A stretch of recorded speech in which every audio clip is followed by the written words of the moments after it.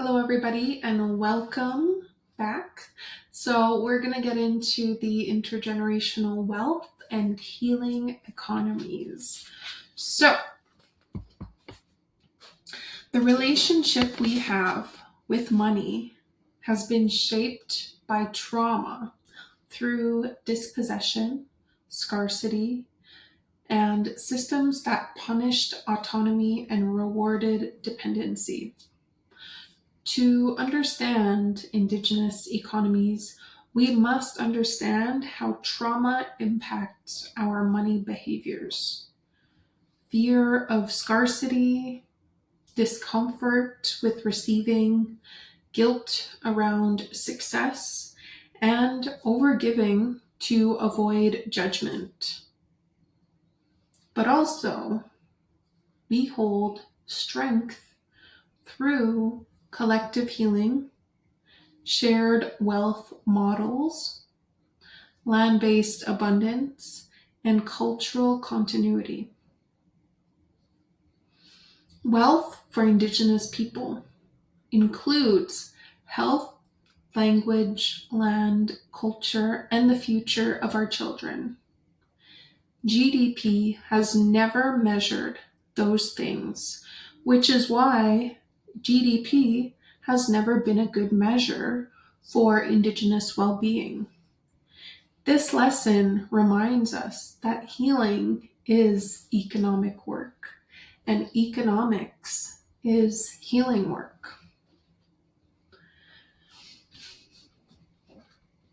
When we get into the semantics of intergenerational wealth, we are shown that we are able to create many things within our community that can generate an income as well as carry forward that income, through trusts, right?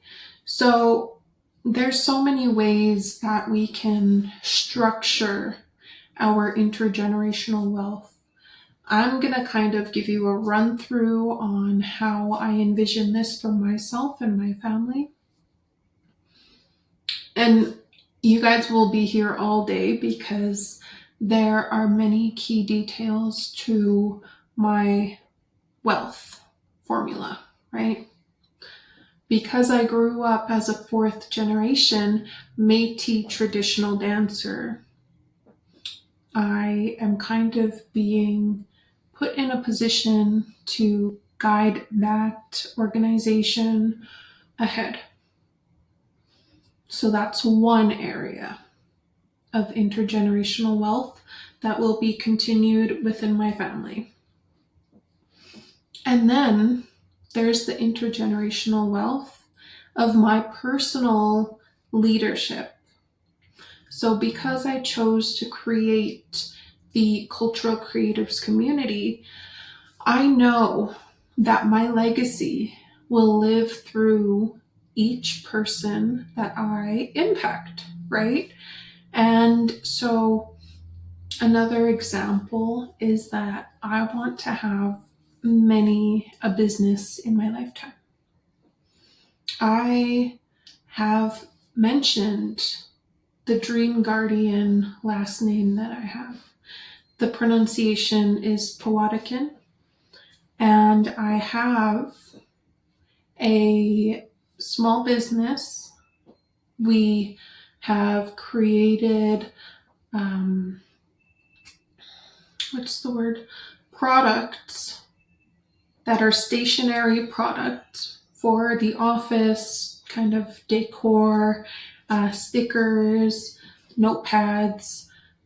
And so I chose to not call this the Dream Guardian community because that Dream Guardian community, although we all belong to it, is not this community. This is the Cultural Creatives community.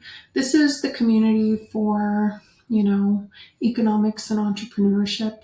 It's a learning platform for folks who are, taking their stand within the Indigenous economy.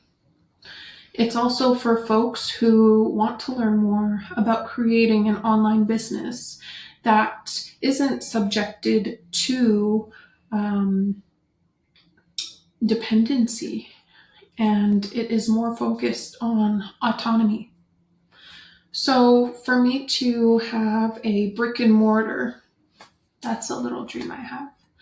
I have a dream to maybe even do collabs with other businesses based on my personal traditional taste. And to me, I have so many projects that I want to do, that I am passionate about, that I frame it in a way of, okay, I have 80 years to my life left. And within those 80 years, this is my bucket list of accomplishments, right? So that is where intergenerational wealth and healing economies come into the picture. So the next conversation we will be having will be about future Indigenous economies. So stay tuned, and it should be the next video that will be popping up.